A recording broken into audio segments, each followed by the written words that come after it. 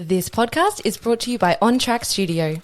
This podcast addresses various mental health challenges, including topics such as suicide, addiction, eating disorders, depression, and anxiety. These discussions may be triggering for some individuals. If you or someone you know is struggling, please seek support from a mental health professional or a trusted individual in your life. Remember, you are not alone, and help is available. Listener discretion is advised. Welcome back to Mind Your Head. In this episode, I got my good mate, Simon Kay, joining me in the studio. Now, I've been trying to get this episode done for a while now. Simon's a really interesting fella with a unique perspective on life. What I like to normally do before a episode is get a list of questions sorted or get some topics that we're going to talk about. But knowing Simon and what he's like, he encouraged us just to wing it, which really took me outside my comfort zone. How the whole conversation went, I actually really enjoyed it, and hope you guys too.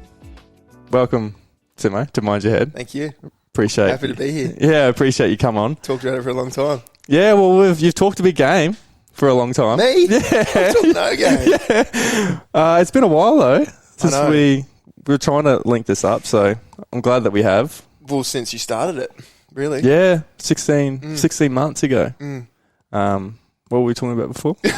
How we met. How we met? Do you want me to try? Yeah, you tell me, because I was trying to think before how we met. So,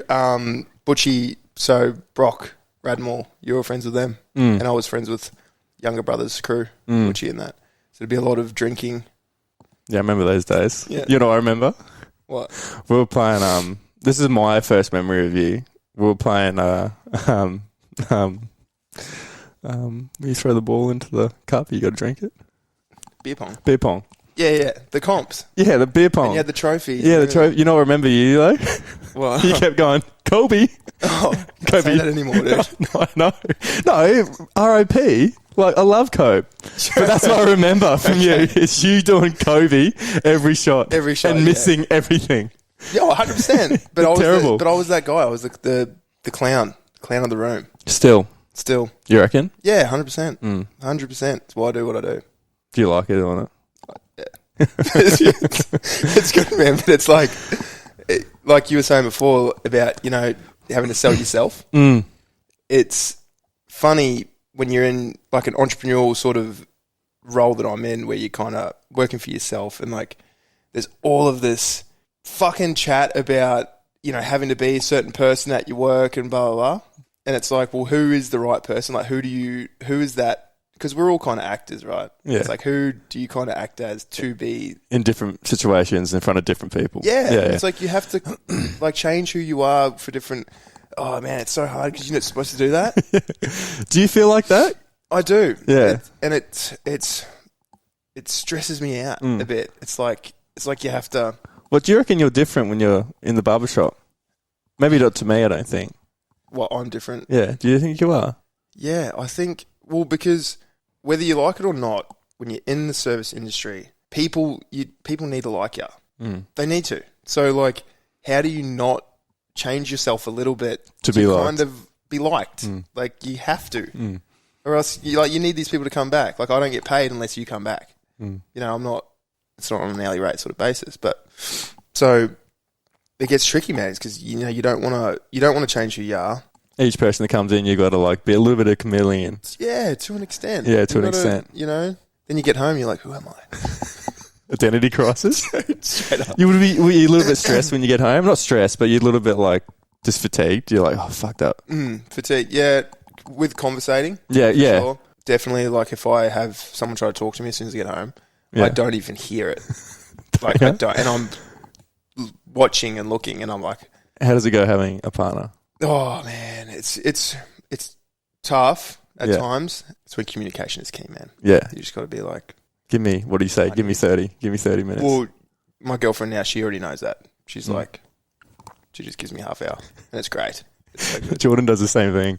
Yeah. So when I come back from the mines, she'll have food ready in the fridge, and she'll go, I'll give you an hour. She'll go upstairs. Perfect. And I'm like, no, I don't need an hour. She's like, go have a feed. But then after that hour, I'm like, oh, different person. I'm like, but then they know perfect. they have you. Yeah, exactly. They have all of you. There's no point faking it for half an hour or an hour. Just go do your thing for a bit, come back. And whatever, that could be anything. It could be working out, watching TV, scrolling your phone. There's no right or wrong. People, guys that get home just want to scroll on their phone for a bit, or girls, whatever. Nothing wrong with that. It's entertaining. It's great. But it's having that communication, eh? For sure. Got to have the communication, man. You got it, or else, starts going downhill. Yeah. So going back to your work, I think that I've noticed how you sort of interact with your clients and how you are, and we're talking about sort of a chameleon. And I've noticed that you're not afraid to have, I guess, vulnerable or deep conversations with your clients. And I feel like that because you've been through some hardships and you've been through some challenges in your life, so you don't mind going there. But what I've also realised is that you've got a really wicked, almost dark sense of humour. That you find humour in some things that maybe sometimes we shouldn't be laughing at. But I resonate with that because I've got people probably won't know this, but I've got a really dark sense of humour. I laugh at a lot of terrible things. Dude, what's the alternative? Yeah. And going back to that, it's just like I feel like there's this different layers to you. And people love, especially myself, like people love coming to get a haircut, whether it's a fade or a little mullet or something. But they love coming to chat with you. And everyone, and I feel like you're so engaged with everyone that you chat to. And we've had some pretty deep chats in the chair, but I think this will probably be the first time that we sort of dive into a little bit deeper. And things that I actually don't know about you, but things that we sort of scratch the surface with is, I guess, your upbringing, your childhood. Do you want to start there? Yeah, for sure. So I'm going to go back to what you initially said about the sense of humour with deep conversations. So I'm a deep thinker. I know that. I figured that out about myself. I love it. I love, pulling, things out of nowhere, like trying to connect feelings with thoughts and I can go right into that. But then at the same time, I can talk super shallow and have this really wicked sense of humour. But my mum, growing up, had the best sense of humour, and it was dark and it was just hilarious. Like, she could say the darkest shit and not break a expression, and it was just so funny, like such a good upbringing. But my dad is so intelligent and very hardworking. So I'm literally this... Two sides. Yeah, man. Yeah. And it's like to a T. And I see it in myself all the time, like at work, on how I can kind of go from really intellectual, intelligent conversations to just really stupid and but I love it. I think it's great. Like, being able to go back and forth is wicked. So where do I start? So upbringing, New Zealand, grew up. Am I just going from the beginning? Well, we've got an hour, okay, so you don't have to go year by year. Just a rough, yeah. Okay, so grew up details for us. Yeah, grew up in New Zealand on property. I was grew up on farms. Dad was very hardworking. He's a harbour pilot. I always worked kind of local to where we were living. Mum would stay at home most of the time. Learned a lot growing up on farms. It was such a cool upbringing, as you can imagine. And then moved to Sunny Coast in 2006, I think. Got enrolled into primary school. I did 3 months of the end of primary school, and then got put straight into high school. Noticed straight away, moving to primary school here, that the schoolwork was so much more advanced. Was it? Yeah. What town are you from in New Zealand? Dunedin. Oh, right. Are you from Dunedin? Yeah. Bottom of the South. I was born in North Shore, Auckland, Takapuna. Oh, right. I grew up down in Dunedin. Did you know that my family from Invercargill? Have we talked about that? I think so. Yeah, okay. Yeah, because I lived in Invercargill. Oh, did you? I went to Morris Bush. I didn't know that. I've got to tell my parents that. Yes. They'll be loving it. One of us. Yeah, Morris Bush kindergarten. I was out in Invercargill. Dad was working in Bluff. Oh, yeah. Harbour Pilot. Yeah. So... Did you feel like a little bit behind in the schoolwork? Yeah. So got... Struggling. Well, we have intermediate in New Zealand. So went from intermediate to back to primary school, back to wearing like baby blue, which was like humbling. But the schoolwork, I remember being like, how the fuck do these kids know this? And I felt so behind, and it made me really insecure. I remember thinking back, I remember it.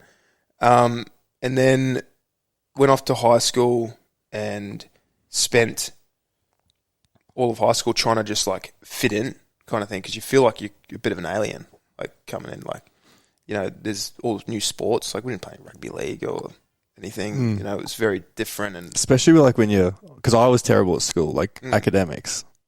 And when you're bad at something, you're trying to find something else that you can be good at, so you can fit in. So when you're like, okay, I'm not going to be part of the smart kids, what's my other avenue to fit in 100%, here? Yeah, and there's so many different sports going on. You're like, fuck, like that was my whole thing. How do I find friends? Yep, that was the whole thing, and it was like, what did I have to do, or who did I have to be liked, or to fit into this group or that group or whatever. And yeah, so did that through high school, started playing rugby league, and, you know, met heaps of good mates. That's how I met, you know, Butchie and Jock and stuff, and then end up just leaving school, getting into drinking and partying, and then meet you. All goes from there. Yeah, right. What was I think it's a little bit to sort of unpackage there. What was the family like for you at home? Family was great. It was so good. We had such like a really tight family. Dad did a lot of home cooking, and, you know, it was your, like, looking back, it was just your perfect, you know, family home that we had all the time. Back in NZ. Yeah. Yep. And then so that kind of started shifting a bit when we got here. Dad was working away, 4 weeks on, 4 weeks off over in Western Australia. So no doubt that sort of started taking a bit of toll on the house and stuff, and got to grade 12, I think. Started midway through grade 12. Mum and Dad decided to split, and then things got kind of uneasy. Like, it just didn't feel like you kind of had that home anymore. You know what I mean? It was like a different feel in the household. Very different. It was very... So then I started kind of seeking that elsewhere. Started seeking that, like, connection and that... comfort or something. Yeah, just that feeling elsewhere. You know, and it's no one's fault. It's just what happens. That was a very foreign kind of feeling for me. It's like... And then, you know, Mum sort of started going down a whole different road. She started kind of... I didn't know at the time that her drinking might have been an issue, but as time went on and as I got older, I started like seeing it quite clearly. I was like, oh, okay, you kind of chose this line of this is where you want to go. Okay. And the drinking came, do you reckon, result of the separation? Yeah. I think because I knew, well, to that depth, probably, like I knew Mum always liked to have a glass of wine. Like any mum does. Yeah. But I never saw it as, you know, an issue until years after kind of the separation, Mum and Dad's separation. Were you still living under the same house and your dad moved out? So Dad moved. He moved to Brisbane, still working in WA. Mum, when she bought a house after the separation in, I don't know, can't remember where it was, Bly. And I was living there with her. And that's when I really started to see the kind of rawness of what was going on. Like, she was, you know, what was meant to be, you know, a glass of wine was 2 bottles. And it was like, but then behaviour changes and stuff. And this is, it's different because I've gone from her having this such great sense of humour and this such lovely, you know, character to seeing her now basically drinking it away and very unhappy, and which is so confronting, you know, when it's your mum. But then she's, you know, just changing as a person. like saying things and doing things and that just aren't her, and I'm just like, what is going on? Like, this is just so weird. So I started, trying to separate myself and try to. So now I'm trying to move away again. So now I'm finding friends and I'm just like connecting to friend groups, and looking back now, I don't think we went a weekend without drinking for about 5 years. You know what I mean? Who, you? Yeah, like for years, man. Every Years. weekend? Yeah, every weekend. Every weekend for years. Was that your way of... That was my way, man. And looking back, like I'm older now, I can look back. But 20 to 23, maybe 18 to 23, it was just non-stop, man. Every weekend, and I would find friends that were drinking that weekend to numb. Well, I don't know if that wasn't a conscious thought, but it was definitely more fun than sitting home with mum. Yeah. You know what I mean? Yeah. It's like it was the best distraction. You could not get a better distraction. Friends, alcohol. In the short term. Yeah, in the short term. Yeah. But for any young mind, that's an easy way to go about it, isn't it? Oh man, it's so easy, and it's such a great distraction. It's so, why wouldn't you do it? It's not until you get older where you go, yeah, that's probably not healthy. Yeah, Not the best way to go about it. Definitely not. So did you ever have that conversation with your mum? Was your mum ever open to have that dialogue about what's happening with her? Well, so I've tried over the years, to reach out and have the conversations, but the problem is when people, and I'm not speaking for everyone, but a lot of the times when people get into these sort of ruts, only them can bring themselves out. Do you know what I mean? You can't, and if you are to push or even show them that there might be an issue, the defense, man, is just... Did that happen? Oh, yeah. Oh, did it? The defensiveness is like, you won't tell me what to do. You won't... It's like... Like we're against you kind of thing? It's like everything's an attack. It's like they want people... people that are down these roads, they want to be encouraged on their decisions, and they feel like the good decision is to drink all the time. That's what... they want encouraging... conversations around that. They don't want someone to tell them not to do it. Guess it's easy being the victim. Oh man, so easy. Just another reason to drink. How did that bring you and your sister closer together? Yeah, me and... How did it affect her, do you think? It affected Mel the same. Me and my sister have been able to laugh about the most of it. Laugh about it. Yeah. We've been able to make jokes about it, and because it's so devastating, it's the best way. And that's like the bit of mum in me and her, we just laugh about it and just go along with our lives.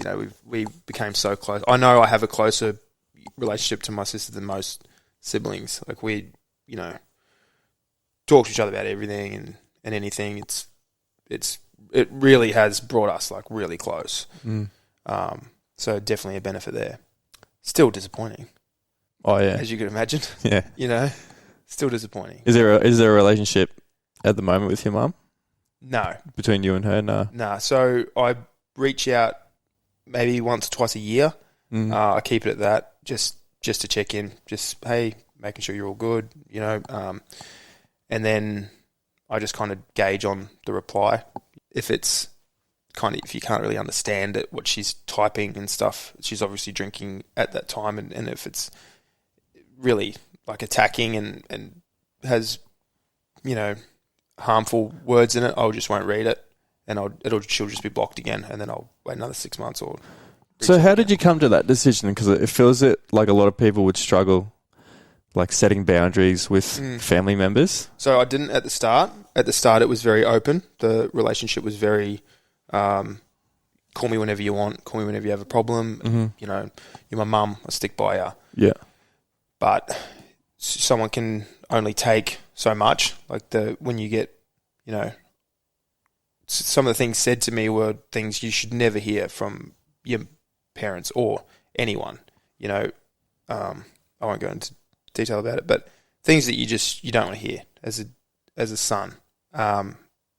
So it's like you can allow these things in time and time again if you want, but you're only hurting yourself.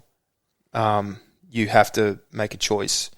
You're either going to almost numb yourself to hearing these things and continue the relationship, or they got to go.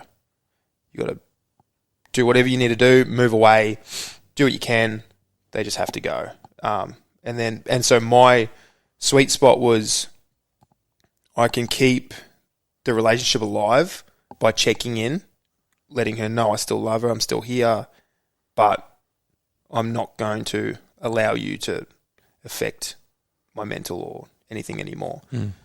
And that can be super controversial. People can say, no, you never give up on family. You never give up on family. Stay by them, forever. It's like, do you think, man? You want to do that? Go for it. But that was killing your mental health as well, wasn't it? And my sense of humour. That was the I never wanted to lose that. And I could feel that diminishing, every day turns serious instead of, being able to sort of joke and stuff. But it can be really draining emotionally too, like sort of have to go through that. Yeah, it's draining. But that's the importance of just being able to put those blockers up. Those boundaries. Yeah. Is that when it sort of first came to your awareness that like, I kind of probably need to focus on a lot of self-care? Obviously putting up boundaries for yourself, but like, did that go towards sort of like, trying to get off the alcohol a little bit, trying to do a little bit more like self-care? Yeah. It kind of, I saw the benefits of it properly. So, backing off drinking and a lot of exercise and training, and I started to see the clear side and how good you can feel and how easy things can get when you sort of make your life a bit harder on purpose. Not in a negative way, but, have a bit of discipline and stuff. Man. Get up, train every morning. Do whatever your training is. Doesn't matter. It could be a 30-minute walk. It could be 50 squats in your garage. It does not matter as long as you get up at this time every morning and do it and then go to work. You will just like the benefits over 12 months is insane. Yeah, and it's like that that small stacking of like habits and those commitments you keep to yourself is what's going to lead to sort of that self-esteem and self-confidence. But I mean, if you say you're going to get up and you don't do it, it's just like you chip away at yourself. You chip away at yourself. But if you just have those small little things, and I think that people are like, I'm going to do gym 6 days a week, every day for the rest of my life. Yeah. And then they miss one day and they're like, fuck. I'm a failure. Yeah. But it's just like start small and then build from there. 100%. Yeah. Yeah. I'm a huge advocate for it. And, I train pretty hard now, but, I remember being like that and going through those times of being like, oh, that's it. I'm going to do CrossFit. Yeah, I remember that. Do you remember that? That was my phase. And then you walking into the barber shop with the fucking holding your back. You right, Simo? Fuck me back. Can't bend over. Try to fucking snatch 120. You can't even do 20. Dude, it's like handy one thing or not. I'm like that too. And I kept lasting like 3 months in these places and just be like, fuck this. Put a towel in. But until you go, all right, you know what? I'm going to do CrossFit 1 day a week. You can do that. And just nail it. Just nail it. Yeah. Do it once a week. Do a good CrossFit workout once a week. And anyone can do that for a month, 2 months, and then do 2. Then do 3. Because I remember you saying it when I was getting a cut. I asked you like how often you go to Revel, and you go 3 days is what I go. Anything over that's a bonus. Yeah. So that's how you sort of look at it. That's how I look at it. It's like you book your 3 days. I know I can go 3 days a week. And then if you want to squeeze another one in, all good. Yeah. Sweet. But don't tell yourself you're going to do 5 days a week because, let's be honest, we're all human beings. Yeah. Love us sleeping. We love sleeping. Like every now and again. Especially when it's winter. Just hit the snooze. And it's raining. A few more times. Sort of going, we're going to go back a little bit to the relationship you have with your dad. Has that gotten stronger? Has it gotten worse? Did it Did you look at him differently when the separation happened? Did you know much about it? Did it affect your relationship at all? No. So Dad was nothing but a stable rock throughout the whole thing. He's so good at communicating and so good at listening, and so good at letting me make decisions around what was happening. Instead of telling you what to do? Yeah, never tell me what to do. Oh, didn't he? Never. How does that make you feel? Yeah. Maybe this is an option. Maybe that's an option.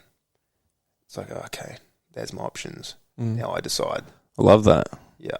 And he's done that, like, thinking back my whole life. Always let me decide. Always let me do things and learn and, fuck it up. And, it's just key, man. It's so different to how parents are parenting now, isn't it? Yeah. Yeah, just to an extent, I think. Yeah, it's you got to let people do and stuff. Same thing when I started at Forever Barbers. Ryan, who I work with, he never, I don't think one time he's gone out of his way to tell me what to do. And he was my mentor. What do you mean? Man. He's never gone out of his way to tell me how to do something. So how did you learn? Just by watching and then doing, and then messing it up, and then doing it again. And then he goes, Ryan, can you come fix this quickly? Yeah, but he's great. Yeah, he's great around that. He's like, he knows how much of an art barbering is, and how you are going to be so different of the way you're going to figure things out to do than me. It's like painting. Yeah, I've never thought about that, but it's so personalised. I can't tell you how to fix it because you'll fix it in a different way how I would do it. So exactly, you just do it how you think is the right way to do it. So the best, and this is very a vague thing to say, but it's the best thing you can say to someone, I think, is you know how it's supposed to look, right? So you picture it in your head. You got the picture of what they want. What you do between now and then doesn't matter, as long as that picture is the end. Yeah. Doesn't matter how you got there. Doesn't matter how you got there. Because it's art. Do it however you want. And it takes all this pressure off your mind and all this, and it's like, oh, okay, and you're very free to experiment and do whatever you can just to get that end result. Why? Because you think that there's no right or wrong way to go about it. No, there's not. There's no method. It's like you just do. And then if you mess something up, just apologise and give him a one all over. Sorry, bud. Sorry, bud. Thanks for coming. That one's free. Hope you enjoy your time here today. That's it all. Quick, Sean. Get out. You wanted a one, didn't you? But yeah, it's like it's being given the freedom to make decisions and stuff up where you want, I think, is key. Is that learning? That's what I've sort of learned in the last sort of year and a bit doing this, is that creativity is, like you said, there's no right or wrong about creativity. And it's just, I think the right and wrong thing that I find with creativity is caring what people think. I think that's what the right and wrong is that I've found with what I'm doing, and any sort of creative sort of thing that you're aspiring towards is like the right and wrong thing is caring what people think or what people want you to do, or trying to do something to impress someone else, I think. No, I think that sparked something that I watched the other day with Rick Rubin. You know, the famous producer that looks like Jesus, has got his long hair and stuff. This is what I'm talking about. What? This is the video. Oh, this is the video. He talks about doing something for an outcome. Yeah, that's it. That's what I was trying to say. Yeah, it's doing something for an outcome is like out of your control. Like what your sole mission and purpose is to do is do the very best thing that you can possibly do, and then relying or saying like, I hope this is worth it. Worth it is relying on an outcome. That's it. And like we don't do things for an outcome. No. Like whatever happens after it is out of our control. If people like it, sweet. If they don't like it, whatever. But we're trying to do the very, very best thing that we can possibly do. And like John Mayer said something really cool, and he was like, do you think the audience is smart or dumb? And to this group of people, and the group of people are like, oh, we think they're smart. He's just like, well, we think they're dumb. And he goes, I've made a song and I've told my producers, I've told everyone, this is going to be number one hit. Like, I'm going to be making millions. This is going to go double platinum.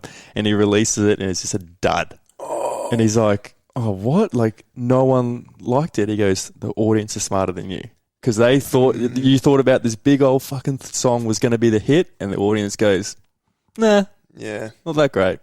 So then that's when he was like, okay, I got to detach my thoughts or my emotions around like thinking this is going to be a hit, and then just work towards, all right, how do I fucking make this? Just do what feels good. And what successful is for him is like, if he's happy with it, that's the success that you want.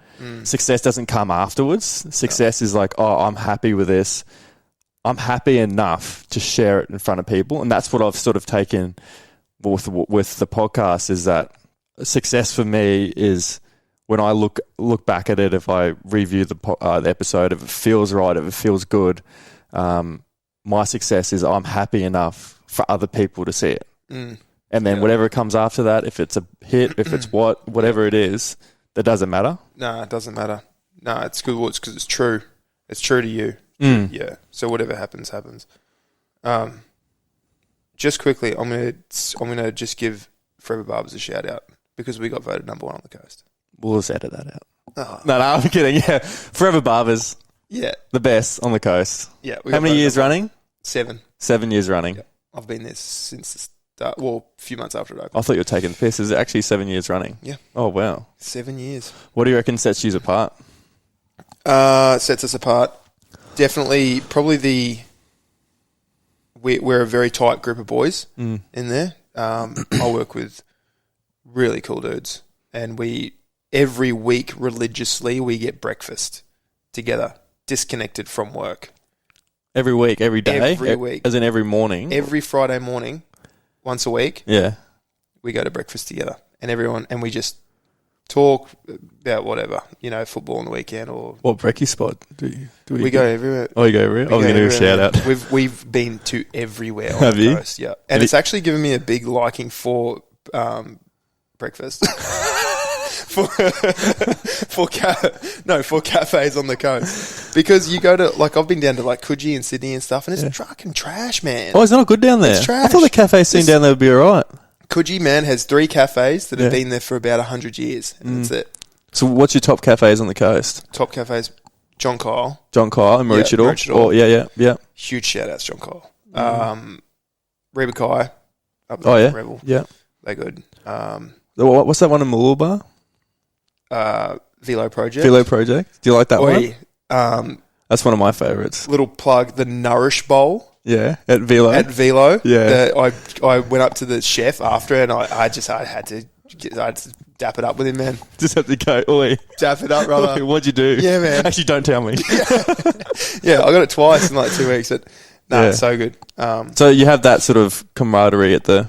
Yeah, we've got a really tight group. So if you do these things with each other, out of work, whether it's just before work or whatever, it just allows you just to talk like friends, and then when you're at work, you have that true like friend energy in the room. So then when someone comes in, they feel a part of the friend group. They don't feel like they're a number coming through a system. Yeah, you know what I mean? That's what I put it down to. Well, I love that because I went and saw Stephen Bartlett in Brisbane.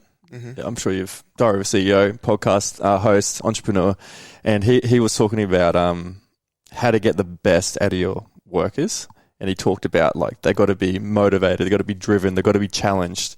If work becomes boring and mundane, people sort of like the performance sort of starts going down. So they want to be working towards something and feeling a part of something bigger and being challenged at work. And one of the other things he says is what you've got to work with people you actually like. Because if you could have all these other things, you could feel motivated and challenged and working towards something. But if you're working with assholes, it's going to kill the whole thing. Yeah. And that's what sort of I feel with you guys is that. I think so, man. I think, making sure that you're friends and you get along. And sometimes it takes hard conversations. Sometimes you're going to butt heads every now and again. But you just got to be, hard conversations are hard because they have so much value. So I'm a huge advocate for hard conversations, which can be confronting, but they are just so important. Like, you have to do it, especially if you're basically living with these people. 90% of your time is with them. You got to have those hard conversations. And what does a hard conversation look like? oh man, You're late. You didn't bring my coffee. You gave me an almond latte. Dude, pretty much, man. It's pretty like, yeah. Do you have hard conversations with some of your friends, some of your close friends, sort of outside of work? Sometimes I think, I try not to, eh? Do you? Yeah, I try not to. Why is that? I don't know. I don't know if I don't. I just don't like. I'd hate the feeling of overstepping boundaries with friends. Do you? Yeah. With friends? Yep. I don't know. I like protecting friendships. So You can overstep mine. but yeah, I don't know. I used to think like that. Really. Yeah, because when Brock's dad passed away, I didn't talk to Brock about it for about 10 years. Do you regret that? Fuck yeah, I regret that. 2 reasons I regret that. One is Brock is the nicest human being on the face of the earth. And in my head, I was like, I don't want to bring up his dad passing because I don't want to bring up any bad memories, and I don't want to seem like a guy that's, being nosy into his, like, he can deal with it on his own. Like, who am I to say anything about it? And I'm like, Brock, even if Brock would never, get angry at me if I bring it, never ever would he ever do that. Yeah. But it's also like, I was so afraid to have that conversation because I didn't know what Brock was going to say. You don't know what's going to come out of it.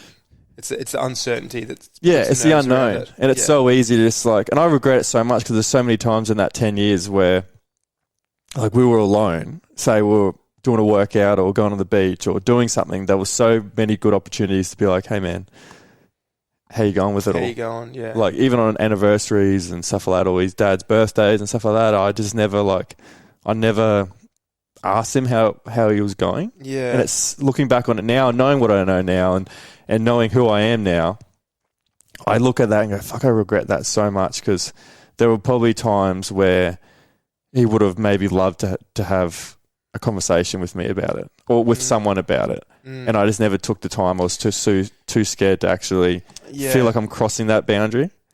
And it's like... Even when he's your friend, he's one of your best mates.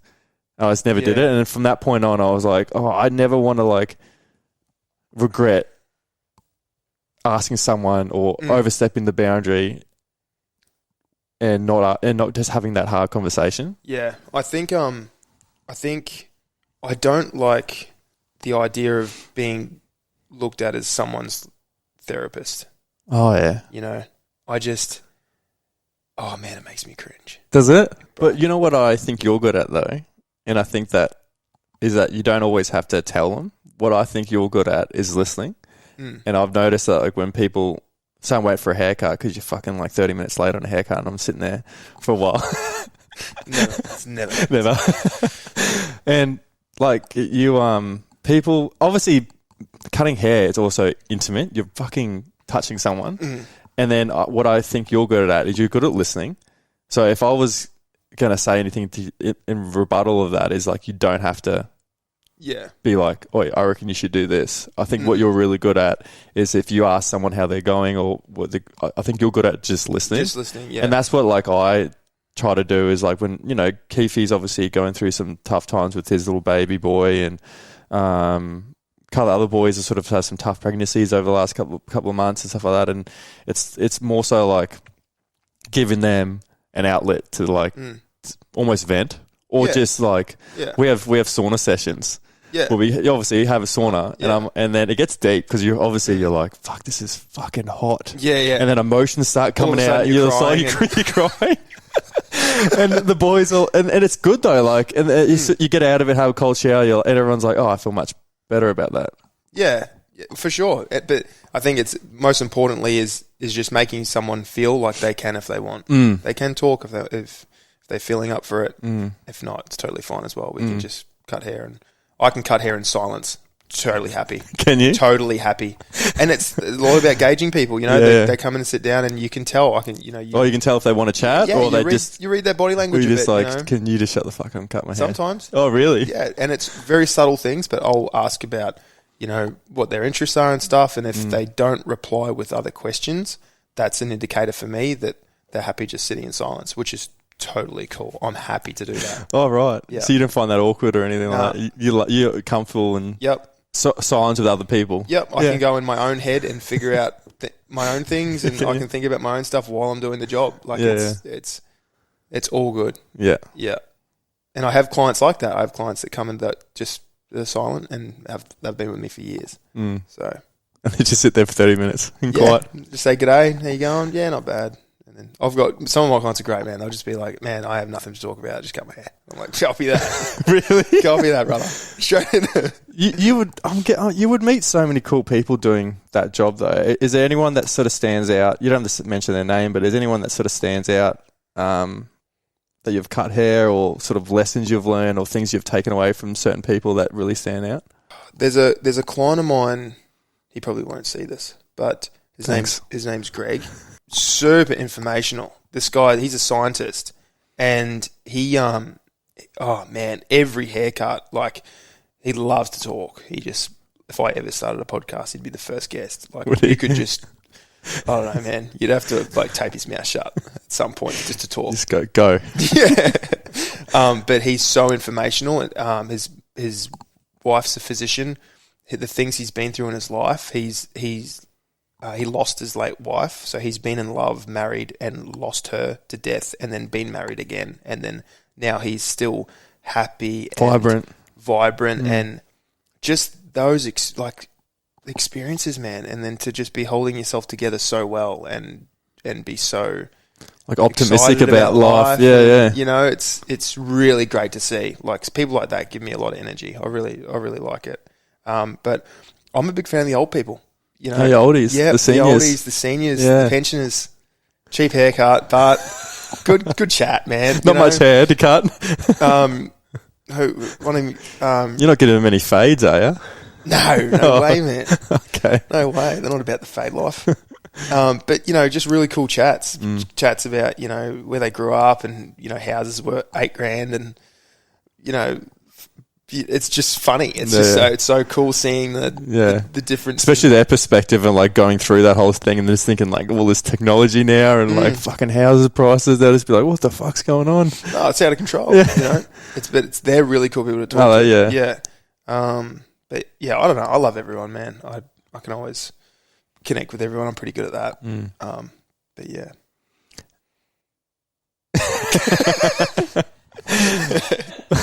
So what do you want to talk about? What I do want to talk about is how you've gone from like your sort of wicked, funny sense of humor. You're doing all these TikTok videos, which I fucking love. Yeah. Love them. But you're sort of gone away from them?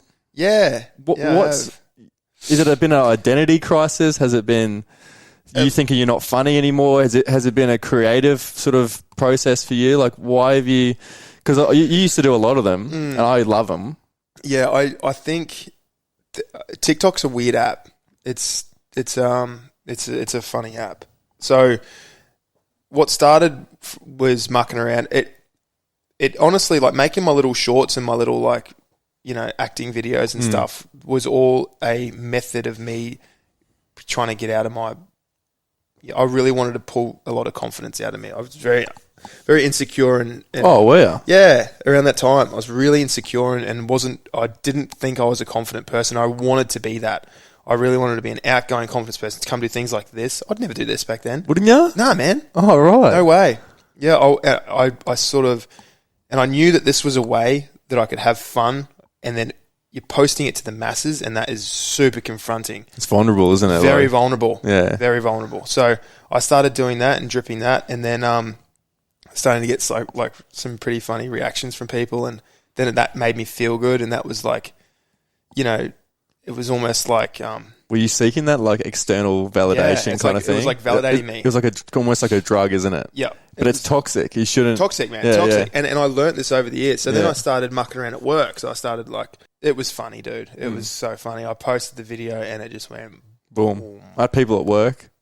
It Was this you getting kissed on the forehead? I was like, nah, not me. It just went boom overnight. And then I checked it the next day. It was at like however many million. And it was just boom, boom, boom. And then I remember like freaking out. And I messaged everyone, because I was really good friends with everyone that was in it. Yeah. This wasn't happening with like walk-ins and stuff.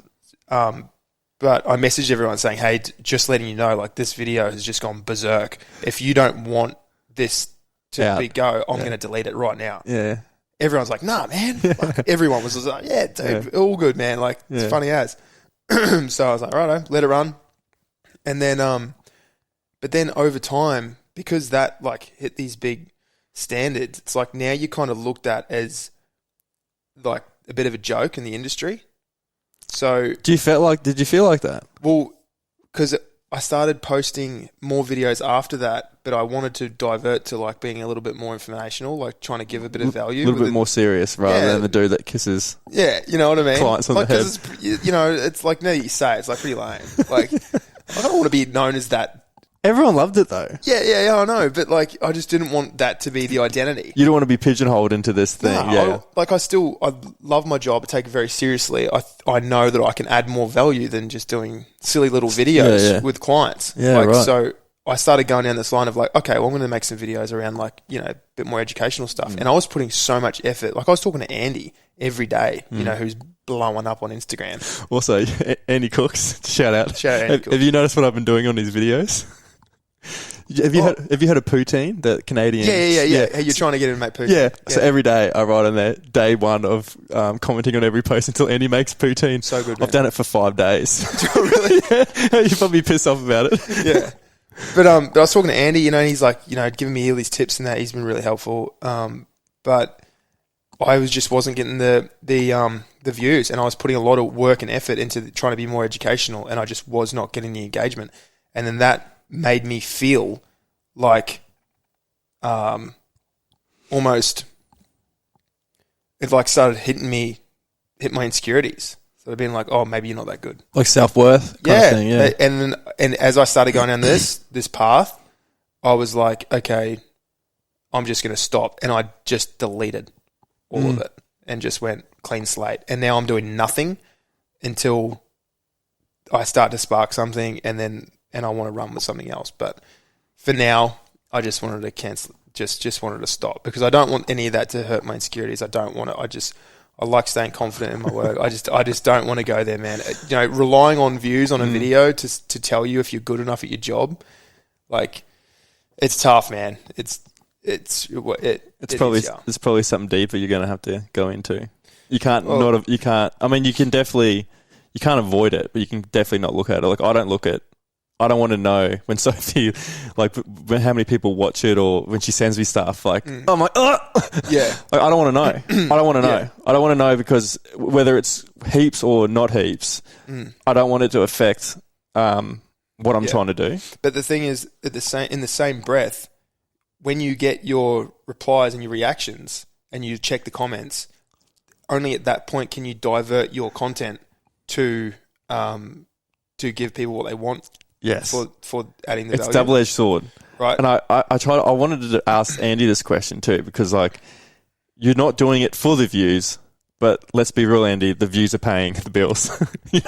So it's like this is the thing, man. You've got to do something that's engaging, but also not connect your self-worth to the engagement. Yeah. So hard. It's very hard, man. And because when you see something doesn't go high, you're like, oh, that was fucking shit. And you can have a video that takes a dive, but when it's all of them, one after the other, it's like, so what am I doing here? When are you flogging a dead horse? Like, you need to change up. You need to change your content, change what you're doing, and then start getting engagement again. Because, when you're building your own brand, like your self-brand, it's like you have to. You've got to kind of follow the market. Yeah. Semi-follow the market. Yeah. Okay, I'm getting a bit of engagement here. Okay, cool. So do a little bit more here and then see what happens. And then it's because I've really struggled with that because I hate having to feel like I'm selling myself or selling the podcast or anything like that. And I remember like telling to Sophie when I first started is like I didn't want anything to be about me. Like I want everything to be about the guest. Everything about the guest. But she was like, this is about you though. Like people are going to love it more if they know more about you. Yeah. But I still feel so comfortable. Like, nah. Hey, I'm Elliot. Come watch my head. You know, I'm like, oh, I don't want to sell myself. It's but I guess we're all selling ourselves, aren't we? Look, man. End of the day, it's hard work on your mental. Might not be physical, but it's hard work. And the reason Andy is so good at what he's doing is he is like not to, piss in this dude's pocket, but pissing it. But I'm pissing in it, man. Take a dump in it. I'm filling that. I'm filling this fucking pocket right now. I'm hands down, man. He is one of the hardest working people that I've ever met in my life. Yeah, yeah. The fact that this dude lives in his workshop. Yeah, yeah. And around the clock, man, this dude is working. And then when he's not working, me and him will be training at Revel, and he is by far flogging everyone in that gym. Is he? He doesn't look like it, but he is no shit, man. Never in my life have I seen someone fly off a fucking rowing machine in a workout. Did he? He flew off the rowing. He was going that hard on this rowing machine, bro. I swear. He's going that hard. They need a bit of grip on those fucking. I've never seen a human being 50-50 grind a fucking pole on his ass. On his ass, mate. He's just going, wah, wah, and the next one flies off the fucking thing and just 50-50s. It's rail. He's mid-workout shuffling it back onto the thing. I'm just going, holy shit. Yeah, that's what I got from his interview, like from his episode, is like he just is so motivated just to keep striving for success. Yep. Whatever that is in his eyes. Like I think he's one of his fears is just like being content. I don't think he ever wants to be like, oh yes, I made it. Like he's always like feeling like he's behind, even though he's definitely not. But I think he's got this feeling like he's like, oh, I've got maybe not something to prove, but he's like, oh, I've got more. I need to do more. Yeah, yeah. He could be his own worst enemy around that. Yeah, but paying off, man. You're right. Yeah, I'm sorry. But paying off, dude. He's doing so well. Like, and that's something I had a chat to a couple of my friends about. Is like they were like, oh, they've read Andy's like cookbook, and they sort of read a little bit about Andy, and they were like, oh, he got like 1 million followers in like 3 months, and they were like, oh, fucking hell, lucky is that? Like he's like got that cool niche of people like watching cooking videos and that sort of thing. And I was like, and the more I thought about it, I was like, I don't think that's lucky, guys. And they're like, why is that? I go, well, you see $1 million, a million followers in 3 months, but you forget 20 years of cooking. You forget 20 years of being a fucking head chef or in the cooking industry and honing his craft and like mastering what it is. Like, yeah, his cooking videos are awesome and he's quirky and it's unique, but he wouldn't be any of that if he didn't do cooking for 20 years. Like, you wouldn't love his content of the food if he didn't master his his craft. So instead of looking at like, he got lucky, I don't think he wouldn't get lucky. Funny how the harder he works, the luckier he gets. Well, yeah. You know what I mean? Yeah. You look at it that way. Yeah, exactly. And that's like for anything. But, So are you going to get back into it? Yeah, I'm going to get back into it at some point. I've got some things that I'm working on at the moment. I've got some things that I'm thinking about. Yeah. Thoroughly. But it's going to be definitely, it's not going to, I'm going to disconnect with work. I'm not going to have it. I'm going to keep my work separate. But I'd love to go more down like an entertainment kind of route. But yeah, just kind of challenge those insecurities even more. Pretty much. Yeah. I really enjoy it. I love making content. I have done since I was, for years. I've enjoyed it. I think it's so fun, so funny. Good way to express who you are and whatnot. But it's funny because I was actually at a mate's birthday, 30th a few weeks ago, and I was talking to one of the boys, and I hadn't seen him in years, and he was talking to me about how like cringe my content was and stuff, and he was just like, oh man, like when you're making those videos, it's so cringe, like and all this. And I was just like, whoa, man, that's so psycho, eh? Like, thanks very much. And I was just, the whole time, just thinking, shut the fuck up. Like, really, man? Thanks, dude. Like, is that a mate? Yeah. Like, well, not a mate, but like an acquaintance that I've known for a long time. Yeah. And it's just like, man, like, you don't understand. Like, I people that make content don't care, really, eh? Like, it's like, you know what I relate that to? When they sort of make fun of the content you're doing, it's when someone sees a tattoo of yours and goes, "Oh, that's shit," and you're like, "Yeah, you don't have it." It's like, yeah, I know. I've got 2 sleeves of regret. All right, give me a break. This wasn't an offer for you to wear it. You know? Cheers. At home scrubbing the shower. Fuck, it's still not coming off. I got 2 sleeves of regret. I'm such a loser. Thanks, man. Literally, man. It's like that. It's like, it's like, man, it's. I'm testing the waters. You know, putting things out there for people. It's like whatever you might find it cringe, but you know, other people find it funny. Yeah, and what do you say to that too? Cheers, babe. What can you say? You're just like, oh, sweet. Really? Just drown that fucking at myself. Just bottle that stuff up, man. You know, push that down. Push that. Keep it down there. Yeah. I like to say that adds fuel to the fire, but doesn't. It fucking doesn't. It rattles me. No, I just went and cried by myself for a bit, then went back to the party. Fuck. But no, it's like that, man. But you know, you just put stuff out there and see what people think, and yeah, go from there and try and ignore those comments. I remember you saying to me at the you were cutting my hair about. We talked a little bit about toxic masculinity. Mm-hmm. What's your view on that? Because here we go. Whoa, you're shaking head because I don't think this is a big I don't think masculinity is toxic. I think the person is toxic. Correct. Yes. People, male or female. Male or female. Because we don't talk about toxic femininity. We don't, because how dare we? How dare we? How dare you? But I've seen some. Mate. Yeah. I've never seen an army of men trudging around streets having a go at women. Just saying. I've never seen that.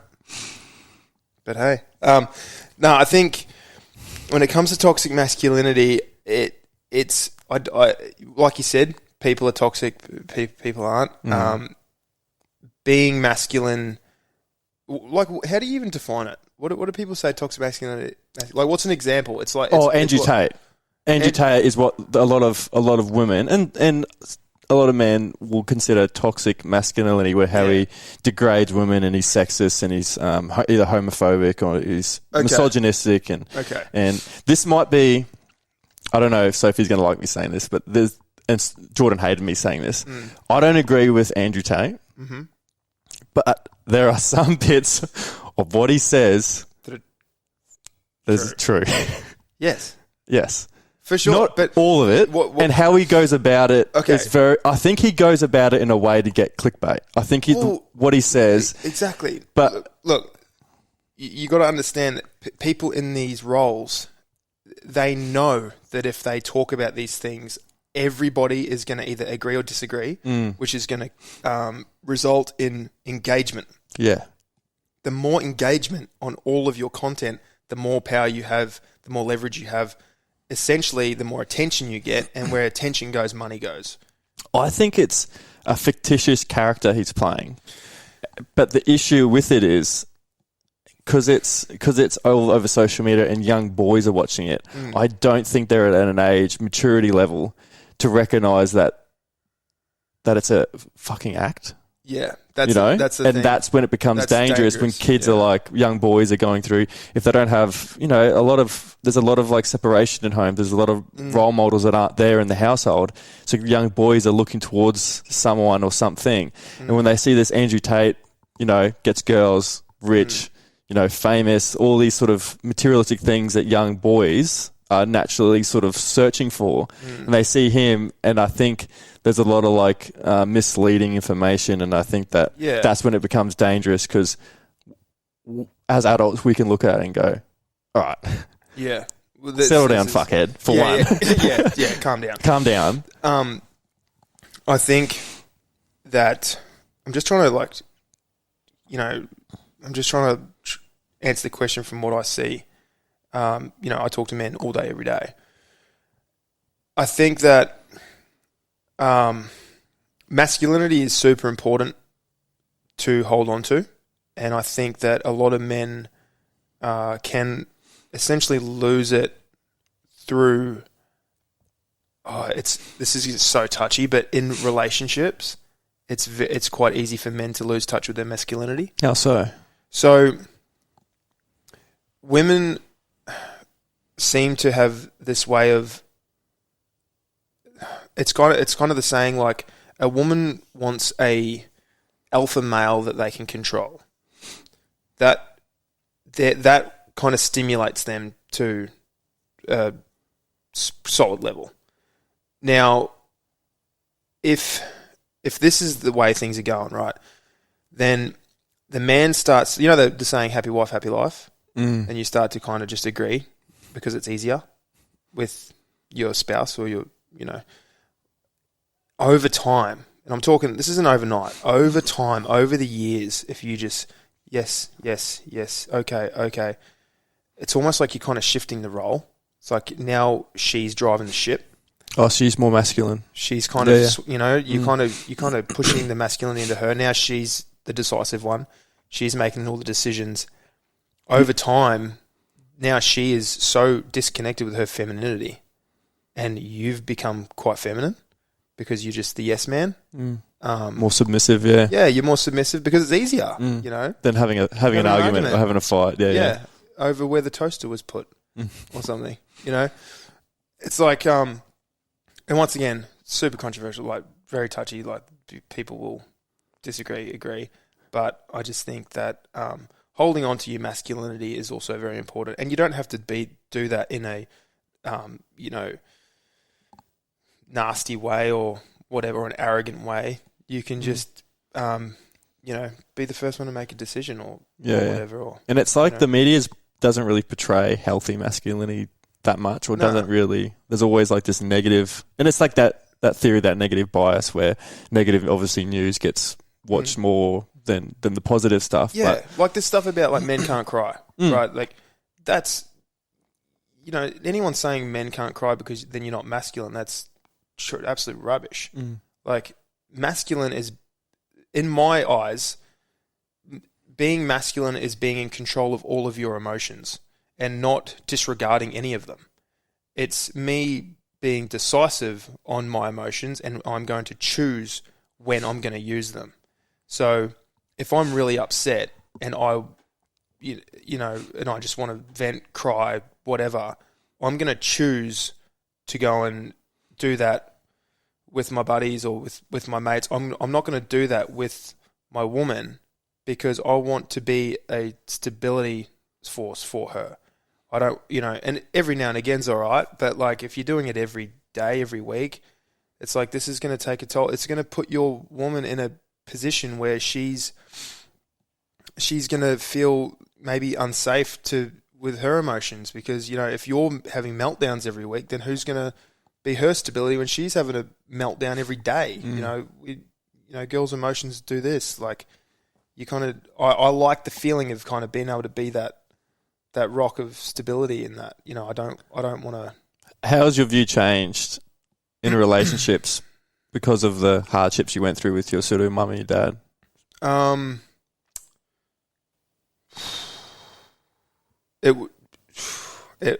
that's a big question. At the start, it was, it took me a lot because I didn't want to get into, I didn't want to get married or anything. Like it really turned me away from. Really? Yeah. Getting married, having a family and stuff, like was, like I was in the back of my mind, like I was kind of like, nah, man, like I can't do that. Like just after seeing kind of what can go wrong. But now I'm in such a better light. Like what happened with your parents doesn't have to be your thing. You're very much on your own journey, on your own life. And I think, you just got to trust your decisions. Around that toxic masculinity sort of subject and being masculine, what advice would you give young boys going through that puberty stage, leaving school, you're seeing a lot of stuff on the media now. It's very tempting. There's a lot of distractions. May not have, role models in their life. Mm-hmm. What's some advice you can pass on to the young boys? The best, safest advice would be work harder on yourself than anything else. Be honest. Find a good friend group and stick by mates. You make good choices. Don't kind of follow the crowd just because. Surround yourself with good people, and it's your best bet. What are your 3 non-negotiables for living a healthy and full life? 3 non-negotiables: training, exercise, diet, and routine. You're a big routine man. Routine. Routine is the key. Find yourself a morning routine and stick to it, and your life will seriously progress. What's the best piece of advice you've ever received? Do what makes you feel good. It can be super controversial. I know. But let me explain. It's like do what you feel aligned with. So don't do things because your friends are doing them or your parents have suggested these things. Like, truly get a connection with yourself and really think about what it is that you want to do. And then when you feel aligned with what you're doing, just stay on that path, I think. I like that. If you could go back to a time in your life, where would you go and why? Jeez, man, I don't know. You got me stumped on this one. Do I have the mentality I have now? Or am I that kid again? That's a good rebuttal question. Yeah. Because if I had you don't have what you know now. You can just go back to a time and just live it again, or at a simpler time, or at a happy time, or a time that you would just that you remember. Like, my time is going to Stradbroke Island. We used to go camping trips when I was 12, 13, 14, and it was like not a care in the fucking world. Like, go camping for 2 weeks over Christmas, New Year's. Dad would drive back. Dad would pick up the tent. Like, I wouldn't have to do a single thing. And it was like, I remember like the smell of firewood. Every time I smell firewood, I'm like, I remember those times I was going camping and stuff like that. And the family and all the cousins would come over from New Zealand, and it would just be like 30 of us. Like Rammel's family. Like, I remember those times. I'm just like, every day you'd wake up and you'd be like, all right, what are we doing today? I think if I could go back to a time, it was one of my earliest memories. I was probably, Dad had me into hunting before I could walk. And we went on a hunting trip into the Caples. I think it's a huge dockland, Department of Conservation land in New Zealand, over near Te Anau, Queenstown and stuff. And we got lost. And and I remember we were sat on a big log overlooking this like rock stream, waiting for deer to come out. And we were eating cold pork sausages, me and Dad. And, that we're kind of lost, but kind of not. But it's like everything's all good. You know what I mean? Like, you didn't really care that you were? Like, everything will be okay. Everything's fine. Yeah, Everything was always fine with Dad. Yeah. And then I remember us walking out and, trying to find our way out. And we were walking through this amazing, really low fern and these kind of higher ferns that made this really beautiful canopy. And there was falcons nesting, and being able to see the falcons nesting and being lost in this the forest, almost it's like something out of a Disney movie. I always think back to that. That's a really cool memory. Cool. Yeah, I think it's awesome. So I've got a closing tradition of the podcast, which I'm sure you're aware of. I get a loved one, whether it be a family member or a friend, they send in questions for the guest. So we very lucky we got your sister Mel. She sent something in for you. Did she? Yeah. Her question is, do you think the absence of our mother has had a positive or negative impact on your adult life? I'll let you think about that. And she says, she goes, I feel sad that our mum has chosen not to be a part of our life, but I feel like it's made me a more driven and resilient person. I feel grateful for the lessons I've learnt through this complex process. I hope Simon can also find some peace in that type of loss, because I think it has made him very resilient and certainly made me and him very close. Mm-hmm. What was the first bit again? The question itself? Yeah. Do you think the absence of our mother has had a positive or negative impact on your adult life? I think at first a negative, but it's taught me how to turn tough things into a positive. I think that, the absence of mum has, I think the biggest challenge I've faced is not having, that kind of nurturing motherly love that that everyone kind of needs. I think back to a time when I was young, and my first job as a kid, I used to shoot wild chickens. This is so weird. I used to shoot wild chickens for the neighbour, and I remember catching these little baby ducks, and I took them home, and I put them in a cardboard box beside my bed, and overnight they died. Like, I did nothing wrong. I just put them I had them under a light and everything, and the next morning you killed them. The next morning I was like distraught, and I was like to Dad, they died. Like, and I said, why'd they die? Like, they had food, they had warmth. Like, it's been like a few hours. And he said, because they don't have their mum. And I was just like, what do you mean? And he said, I know it doesn't make any sense, but they just need them. And I think back to that now, and I can so relate. It's like, people just need their mum. You don't know why. There's just an energy there. You just need your mum. And, I feel, sorry for everyone out there that's lost their mum to death or whatever, but, losing someone to addiction and to their own mental health is fucking, almost on par. And it's like, not having her around is, I try really hard not to let it. It did for a long time. Like, it affected me pretty bad. I'd take it to work. I'd be miserable at work. Was there a lot of anger towards your mum? Yeah, there's a lot of anger and resentment, and a lot of questions like why, like, why'd you say the things you did? Like, why, and the fact that she, can type them out and send them. It's not like you say something in an argument, you regret what you say later, and you're like, oh, no, sorry, I shouldn't have said that. There's intent. This is intent. It's written, it's texted out. Like, I don't see it. It's texted out, proofread, sent. It's confirmed 3 times before it's sent. It's like, how can you say those things? But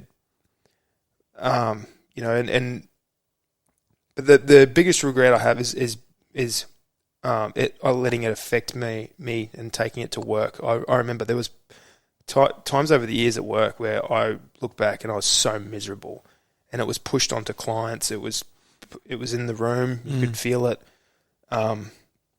Makes me feel very guilty that, other guys had to sort of be around me, when I was like that. But, on the other side of that, I think over time I've learnt so much more around how to deal with these things and how to not let them affect you, how to disconnect from these things from work. Super important. You can still show up in business even though you have bad things going on. Yeah, shit going on. You can do that. Don't think you can't.